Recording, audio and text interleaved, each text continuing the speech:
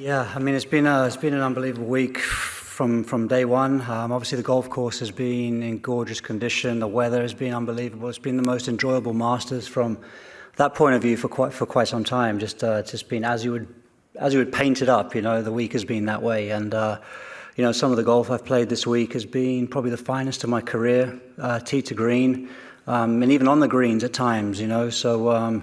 The only thing I can point to was sort of back nine yesterday with a putter where I kind of let a few too many get away easily, and I felt like starting the day that was kind of possibly going to cost me in the sense that I felt a little bit too far back. I mean, 7 back starting the day, but I woke up this morning just really grateful to be Sunday at Augusta. It's a special day in the game of golf, no matter what, and really wanted to go and put a good account of myself, and felt like I got off to a strong start. And then something happened for sure around the middle of the round. I just kind of went into the place that you dream about going to. I felt so good with my game, felt so good with my mind, and I began to sense that I was playing my way into the tournament. I was laser focused out there, and then really didn't look at the leaderboard all day until the 18th green, and realized that putt. I could hear from the crowd on 17 that I was right in the mix. And then on 18, I figured Rory was behind me. There was, I needed to make that putt to kind of give myself some hope. So it's the kind of putt you dream about as a kid, and to have it and hold it, it was a special feeling. And unfortunately, the playoff, they always end so quickly. That's sudden death. You don't really get an opportunity if you're not the guy to hit the great shot or hold the great putt.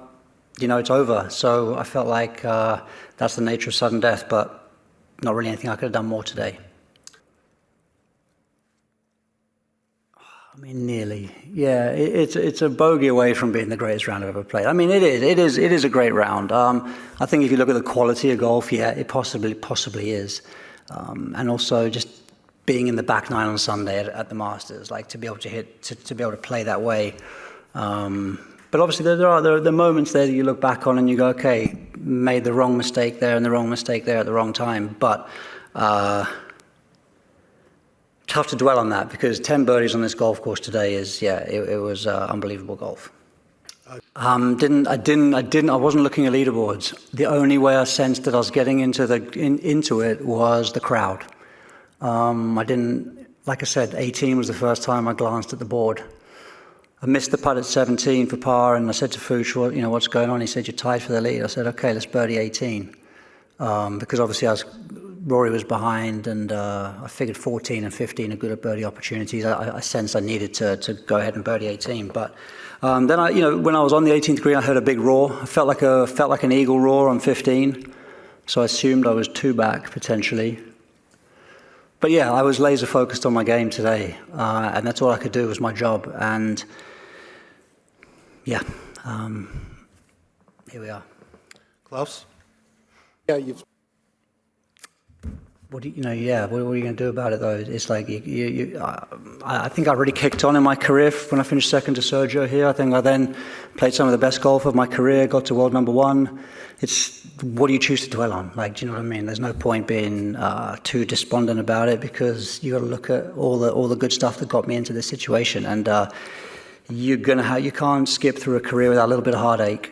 It's not going to happen. If you're willing to lift the big championships, if you're willing to, you got to put yourself on the line. You got to risk feeling this way to kind of get the reverse. So it nets out. I mean, I was curious today how the day was going to be for Bryson and Rory, given the US Open, given the dynamics. Obviously, Bryson has a big following, I think even bigger now than it's ever been. So I obviously wasn't privy to that in the group, or I don't know how that played out today. But, there was a lot of support for me too out there. I think people, we saw a part of history today. Someone won the career Grand Slam. I mean, it's a momentous day in the game of golf. So quite rightly, fans are going to be excited about that. He's captivating to watch. He's a great player. He plays with so much sort of style and charisma and flair, I suppose. And you never quite know as well, because he's made a few mistakes under pressure. So people, they want to kind of like keep watching, keep guessing. But today, again, I mean, he kind of gave me an opportunity on 18, I think from the fairway, so that was nice of him. But then again, kind of closed the door beautifully on 18. 2 great swings when it mattered most for him, and I think that's what he's really learned to do this year, is to play much more controlled golf, and obviously it's paying off for him. I mean, he's having an unbelievable season. James? Rory, what did you say to... sorry, Rory, your name's Justin. What did you say to Rory at the end there? And what will, obviously the Ryder Cup, this will be a massive, massive boost for you. Yeah, I mean, Rory's a friend for sure. Walked on the tee, we just shake hands. That's the business end of things. But when it's all said and done, I mean, I just said to him, listen, I mean, I'm glad I was here on this green to witness you win the career Grand Slam.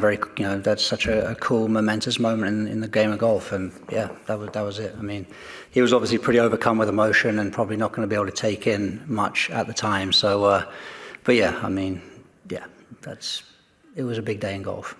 We're going to take one more